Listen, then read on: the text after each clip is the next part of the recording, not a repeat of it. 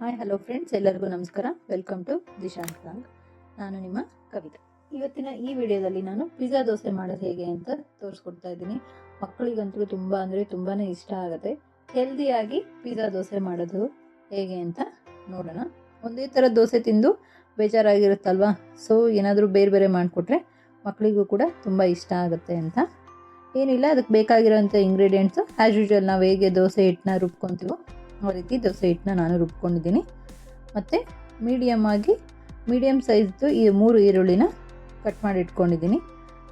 200 ಗ್ರಾಮಷ್ಟು ಪನ್ನೀರನ್ನ ತುರಿದಿದ್ದೀನಿ. Sweet corn ಮತ್ತು carrot, beetroot ಇವೆರನ್ನು ತುರ್ಕೊಂಡು ಇಟ್ಕೊಂಡಿದ್ದೀನಿ. ಮತ್ತು ಇದು ಚೀಸು ನಿಮಗೆ ಯಾವ ಬ್ರ್ಯಾಂಡ್ ಬೇಕೋ ಆ ಬ್ರ್ಯಾಂಡ್ದು ಚೀಸ್ನ ತೊಗೋಬೇಕು. ಸಾಸು ನಾನು ಇಲ್ಲಿ ಟೊಮೆಟೊ ಸಾಸು ಮತ್ತು ಶೇಜ್ವಾನ್ ಸಾಸು ಎರಡನ್ನೂ ಕೂಡ ಮಿಕ್ಸ್ ಮಾಡ್ಕೊಂಡಿದ್ದೀನಿ. ಯಾಕಂದರೆ ಶೇಜ್ವಾನ್ ಸಾಸ್ ಒಂದೇ ಯೂಸ್ ಮಾಡಿದೆ ಅಂದರೆ ತುಂಬ ಖಾರ ಆಗುತ್ತೆ, ಅಂದರೆ ಸ್ಪೈಸಸ್ ಜಾಸ್ತಿ ಆಗ್ಬೋದೇನೋ ಅಂತ ಹೇಳಿ ಇದನ್ನು ಎರಡನ್ನೂ ಮಿಕ್ಸ್ ಮಾಡ್ಕೊಂಡಿದ್ದೀನಿ. ಟೊಮೆಟೊ ಸಾಸು ಮತ್ತು ಶೇಜ್ವಾನ್ ಸಾಸನ್ನ ಎರಡನ್ನೂ ಮಿಕ್ಸ್ ಮಾಡ್ಕೊಂಡಿದ್ದೀನಿ. ಈಗ ಗ್ಯಾಸ್ ಸ್ಟವ್ ಮೇಲೆ ಒಂದು ತವನಿಟ್ಟು ನೀಟಾಗಿ ಕ್ಲೀನ್ ಮಾಡಿಕೊಂಡು, ತವಕ್ಕಾದ್ಮೇಲೆ ಸ್ವಲ್ಪ ನೀರನ್ನ ಹಾಕಿ, ನಾವು ದೋಸೆ ಹೇಗೆ ಹಾಕ್ಕೊತೀವೋ ಅದೇ ಥರನೇ ಸ್ವಲ್ಪ ತೆಳ್ಳಗೆ ಇರಲಿ, ತುಂಬ ದಪ್ಪ ಬೇಡ, ಏನು ಬೇಡ, ಮೀಡಿಯಮ್ ಆಗಿ ಹಾಕ್ಕೊಂಡು, ಹಂಗಂತ ತುಂಬ ತೆಳ್ಳಗೆ ಹಾಕೋದು ಬೇಡ, ಮೀಡಿಯಮ್ ಆಗಿ ಹಾಕ್ಕೊಂಡ್ರಾಯ್ತು. ಈ ರೀತಿ ದೋಸೆನ ಹಾಕ್ಕೊಂಡು ಹಿಟ್ಟನ್ನ ಹಾಕ್ಕೊಂಡು ಸ್ಪ್ರೆಡ್ ಮಾಡ್ಕೊಳ್ಳೋಣ. ಇಷ್ಟ ಆದರೆ ಸಾಕು. ಈಗ ಸಾಸನ್ನ ಸ್ವಲ್ಪ ಜಾಸ್ತಿನೇ ಹಾಕಬೇಕು, ಯಾಕಂದರೆ ಕ್ಯಾರೆಟು, ಬೀಟ್ರೂಟು ಎಲ್ಲ ಹಾಕ್ತೀವಲ್ಲ, ಅದು ಆಮೇಲೆ ಸ್ವೀಟ್ ಕಾರ್ನ್ ಹಾಕೋದು ಅದು ಸ್ವಲ್ಪ ಸ್ವೀಟ್ ಅನಿಸುತ್ತೆ. ಸೊ ಸಾಸ್ ಸ್ವಲ್ಪ ಜಾಸ್ತಿ ಇದ್ದರೆ ಚೆನ್ನಾಗಿ ಒಳ್ಳೆ ಟೇಸ್ಟ್ ಕೊಡುತ್ತೆ. ಸೊ ಹಾಗಾಗಿ ಸಾಸ್ ಸ್ವಲ್ಪ ಜಾಸ್ತಿ ಹಾಕಿ ದೋಸೆ ಫುಲ್ಲು ಈ ಥರ ಸ್ಪ್ರೆಡ್ ಮಾಡ್ಕೋಬೇಕು. ಈಗ ಚೀಸ್ ಹಾಕೋಣ. ಚೀಸ್ನೂ ಅಷ್ಟೇ ಸ್ವಲ್ಪ ಜಾಸ್ತಿ ಹಾಕ್ಕೊಳ್ಳಿ, ಚೆನ್ನಾಗಿ ಅನಿಸುತ್ತೆ. ಈ ರೀತಿ ದೋಸೆ ಫುಲ್ಲು ಎಲ್ಲ ಸ್ಪ್ರೆಡ್ ಮಾಡ್ಕೊಂಡ ನಂತರ ಈಗ ನಾವೇನು ಚಿಕ್ಕದಾಗಿ ಕಟ್ ಮಾಡಿ ಇಟ್ಕೊಂಡಿದ್ವಲ್ಲ, ಆನಿಯನ್ನು, ಕ್ಯಾರೆಟು, ಬೀಟ್ರೂಟು, ಪನ್ನೀರು ಇದೆಲ್ಲದನ್ನು ಹಾಕ್ಕೋಬೇಕು. ಈಗ ಒಂದೊಂದನ್ನೇ ಹಾಕ್ಕೊಳ್ಳೋಣ. ಪನ್ನೀರು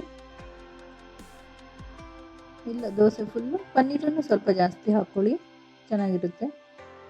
ಪನ್ನೀರ್ ಹೆಲ್ತ್ಗೂ ಕೂಡ ಒಳ್ಳೆಯದು. ಇವಾಗ ಕ್ಯಾರೆಟ್ ಹಾಕ್ಕೊಳ್ತಾ ಇದ್ದೀನಿ. ಕ್ಯಾರೆಟು, ಬೀಟ್ರೂಟು ಸ್ವಲ್ಪ ಕಡಿಮೆ ಹಾಕ್ಕೊಳ್ಳಿ, ಯಾಕಂದರೆ ತುಂಬ ಸ್ವೀಟ್ ಅನಿಸ್ಬಿಟ್ಟೆ ತಿನ್ನೋದಕ್ಕೆ ಚೆನ್ನಾಗಿ ಅನಿಸಲ್ಲ. ಸೊ ಹಾಗಾಗಿ ಇವಾಗ ನಿಮಗೆ ಬೇಕಾದ್ರೆ ಯಾವ ವೆಜಿಟೇಬಲ್ಸ್ ಬೇಕಾದರೂ ಹಾಕ್ಕೋಬೋದು.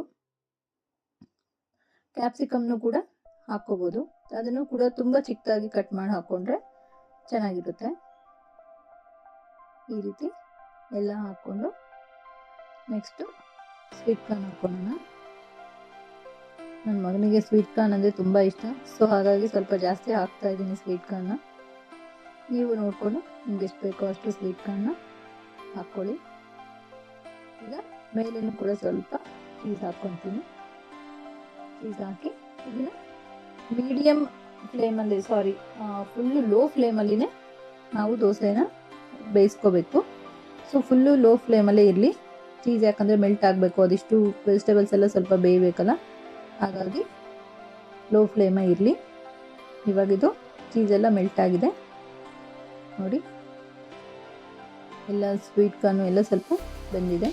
ಈ ರೀತಿ ದೋಸೆನ ಒಂದ್ಸರಿ ಎಲ್ಲ ಸೈಡಲ್ಲೆಲ್ಲ ಎತ್ಕೊಂಡ್ಬಿಡೋಣ, ಎಲ್ಲೋ ಅಂಟೆ ಇಲ್ದಾರ ಥರ. ಓಕೆ, ಈ ರೀತಿ ಎತ್ಕೊಂಡು ಈಗ ಒಂದು ಪ್ಲೇಟಿಗೆ ಹಾಕ್ಕೊಳ್ಳೋಣ.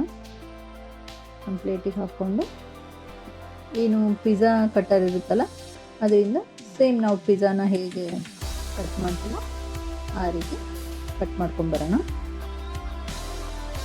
ನೋಡಿ, ಈ ರೀತಿ ಕಟ್ ಮಾಡ್ಕೋಬೇಕು. ನಿಮಗೆ ಎಷ್ಟು ಸ್ಲೈಸಸ್ ಬೇಕೋ ಆ ಥರ ಅಷ್ಟು ಸ್ಲೈಸಸ್ ಥರ ಮಾಡ್ಕೋಬೋದು. ಈ ರೀತಿ ಕಟ್ ಮಾಡಿಕೊಂಡು ನೋಡಿ, ಇವಾಗ ನಾನೇನು ತೋರಿಸ್ತಾ ಇದ್ದೀನಲ್ಲ ಆ ರೀತಿ ಫೋಲ್ಡ್ ಮಾಡಿ ಕೊಡೋದ್ರಿಂದ ಮಕ್ಕಳಿಗೆ ಅದು ಬಿದ್ದೋಗಲ್ಲ, ವೆಜಿಟೇಬಲ್ಸ್ ಎಲ್ಲ ಬಿದ್ದೋಗಲ್ಲ, ತಿನ್ನೋದಕ್ಕೂ ಚೆನ್ನಾಗಿ ಅನಿಸುತ್ತೆ ಮಕ್ಕಳಿಗೆ. ಬಿಸಿ ಇರುವಾಗಲೇ ಇದನ್ನು ಟೇಸ್ಟ್ ಮಾಡಬೇಕು, ತುಂಬ ಅಂದರೆ ತುಂಬ ಚೆನ್ನಾಗಿರುತ್ತೆ. ಯಾರಿಗೆಲ್ಲ ಈ ವಿಡಿಯೋ ಇಷ್ಟ ಆಗಿದೆನೋ ನೀವು ಮನೆಯಲ್ಲಿ ಒಂದ್ಸರಿ ಮಾಡಿ ಟೇಸ್ಟ್ ಮಾಡಿ ಅಂತ ಹೇಳ್ತಾ, thanks for watching my video friends. Please subscribe ಮಾಡಿ, ಪಕ್ಕದಲ್ಲೇ ಕಾಣೋ ಬೆಲ್ಲೈಕನ್ನ ಪ್ರೆಸ್ ಮಾಡಿ, ಲೈಕ್ ಶೇರ್ ಮಾಡಿ ಅಂತ ಹೇಳ್ತಾ ಈ ವಿಡಿಯೋನ ಮುಗಿಸ್ತಾ ಇದ್ದೀನಿ. ನೆಕ್ಸ್ಟ್ ವಿಡಿಯೋದಲ್ಲಿ ಸಿಗೋಣ. Take care, bye, thank you.